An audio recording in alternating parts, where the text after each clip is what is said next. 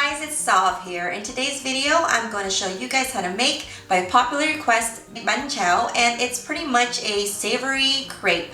And it's filled with bean sprouts. I like to use ground pork. You can use ground chicken, shrimp, whatever you want. Vietnamese people know this dish as Banh Xeo, and it's exactly the same thing, and it all really differs depending on what you like to put in your crepe. Keep watching and I'll show you guys how it's done. In my large mixing bowl here, I have 10 ounces of rice flour along with 2 ounces of cornstarch. To this mixture, I'm going to add in 1 teaspoon of salt,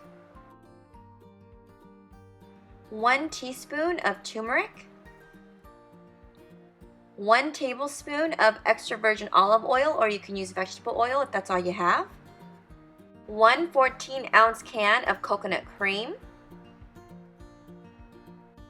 3.5 cups of club soda. This is going to make it all nice and fizzy. I saw so many recipes that are claiming beer would do the job, but I don't really like the idea of getting my kids drunk, so I use club soda instead. And you also need a good amount of yellow food coloring. This is just obviously for color. If you don't care about it being too yellow or vibrant color, then you can leave the food coloring out. Mix this all together really well using a wire whisk, and it's really important to let this mixture sit in the fridge overnight. If you don't have overnight, then you want to leave it for at least 4 hours before using. So I'm going to cover this up with a piece of saran wrap, stick it in the fridge, and come back to it tomorrow. Here are just the types of herbs and mints that I like to use. Here is some cilantro. I also really enjoy this herb here. It is green on one side, and on the other side it's purple. And this is one of my favorite ones. It's a type of mint. It's slightly sour and it resembles like a small miniature lily pad. I just love this stuff.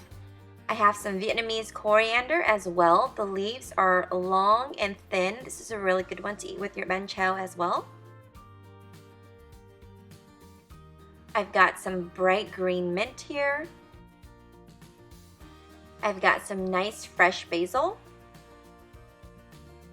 You're going to need some bean sprouts, and most importantly, you're going to need some lettuce. I'm going to soak and clean all of my veggies, herbs, and mints really well and dry them off completely and set them aside.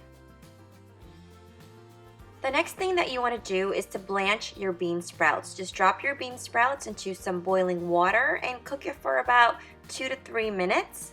Once they've softened a bit, you want to go ahead, place them into a colander, drain them, and then run a little bit of cold water through them to prevent them from cooking. Set them aside until you're ready to use. Into my hot pot here, I'm adding in a little bit of coconut oil. I'm just reusing the same pot I used earlier to save me some dishes. I'm adding in some garlic. This is about 4 cloves, 4 to 5. I'm going to add a little bit more here. Cloves of chopped garlic. I'm going to cook this and let it become browned a little bit. And in goes 2 pounds of ground pork. You can also sub for ground chicken. You can use ground turkey. It's whatever you want to use. I'm going to break up my ground pork a bit, and I'm going to cook this until it's mostly no longer pink. So this is looking about right. It's mostly browned. You want to drain this all out before you put it back into your pot because it's kind of oily. So I did wipe down the pot a bit. So now I'm going to take my cooked pork, put it back in, and I have my sauce that I added in and a lot of black pepper. And the sauce just consists of 4 tablespoons of water, 1 tablespoon of oyster sauce, half a tablespoon of fish sauce, and 1/4 teaspoon of sugar. You want to taste check for seasoning to make sure it's not too salty. Place your ground pork into a bowl until it's ready to use.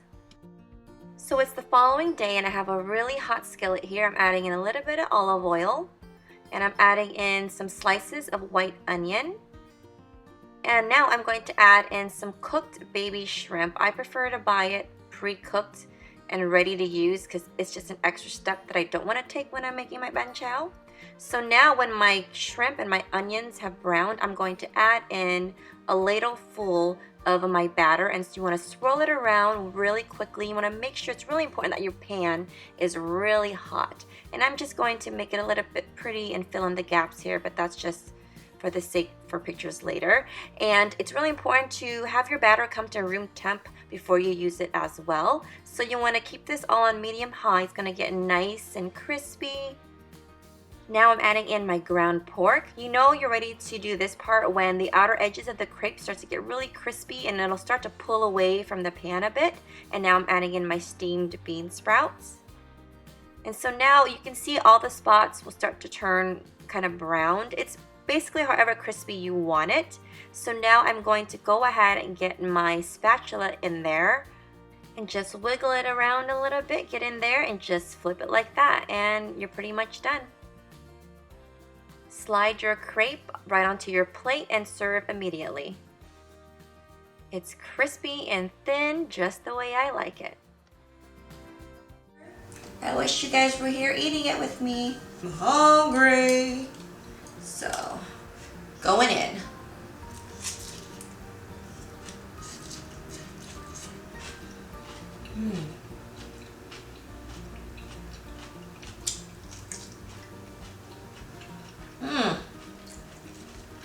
Oh my gosh. Oh my gosh.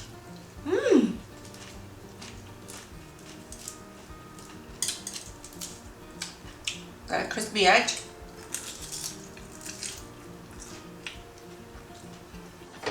And then I just picked my veggies. Just like that.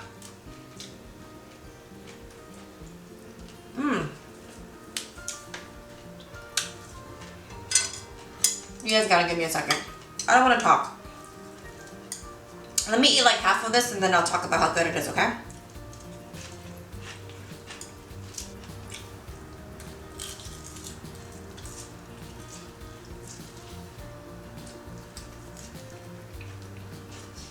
This Banh Xeo is hitting the spot right now. It is the perfect summer dish.